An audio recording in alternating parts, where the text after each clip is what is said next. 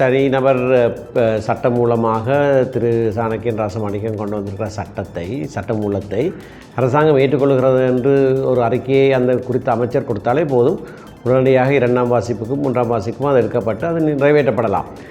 ஆனால் நிலையியல் கட்டளையின்படி அந்த சட்டமூலம் ஒன்று தனியார் சட்டமூலமாக முன்மொழியப்பட்டால் குறித்த அமைச்சருக்கு 6 மாத கால அவகாசம் கொடுக்கப்பட்டிருக்கிறது அவருடைய அறிக்கையை சமர்ப்பிப்பதற்காக.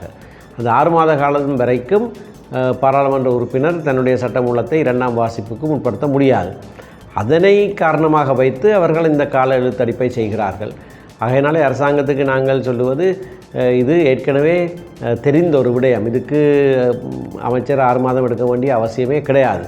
சென்ற பாராளுமன்றத்திலே நீங்கள் சொன்னதைப் போலவே நான் இந்த சட்டமூலத்தை கொண்டு வந்தபோது ஏகமனதாக 2ஆம் வாசிப்பில் நிறைவேற்றப்பட்டது. ஜேவிபியும் அதுக்கு ஆதரவாக செயல்பட்டவர்கள். ஆகையினாலே அதே சட்டமூலத்தை திரு சாணக்கியன் ராசமாணிக்கம் கொண்டு வந்திருக்கிற வேளையிலே அதை குறித்து அவர்கள் எந்த ஆராய்ச்சியும் செய்ய வேண்டிய அவசியம் கிடையாது. உடனடியாக குறித்த அமைச்சர் பாராளுமன்றத்துக்கு தன்னுடைய அறிக்கையை கொடுக்க வேண்டும். 6 மாதம் பொறுத்திருக்க வேண்டிய தேவையே கிடையாது.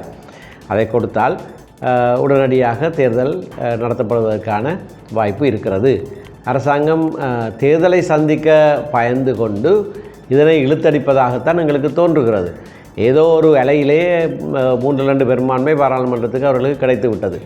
ஜனாதிபதி தேர்தலிலே 50% கூட திரு அனுரகுமார் தேசநாயக்க எடுக்கவில்லை, 42% தான் எடுத்தவர். முதல் தடவையாக இலங்கையில் 50% குறைவாக வாக்கெடுத்து ஜனாதிபதியானவர் அவர்தான்.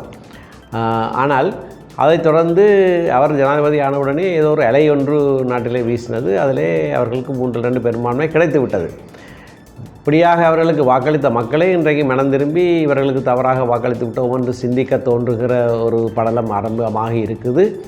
உள்ளாட்சி மன்ற தேர்தலில் அது தெளிவாக தெரிகிறது. எங்களுடைய கட்சிக்கு ஒரு மீளெழுச்சி மிக தெளிவாக அதிலே காணப்பட்டிருக்கிறது.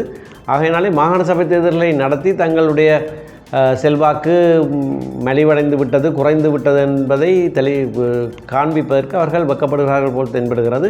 பயமில்லாமல் தேர்தலை சந்திப்பதற்கு அவர்கள் முன்வர வேண்டும். தேர்தலுக்கு பயந்து கொண்டு, தேர்தலில் மக்களை சந்திப்பதற்கு பயந்து கொண்டு மாகாண சபை தேர்தலை இப்படியாக பின்போடுவது ஒரு முறையற்ற செயல்.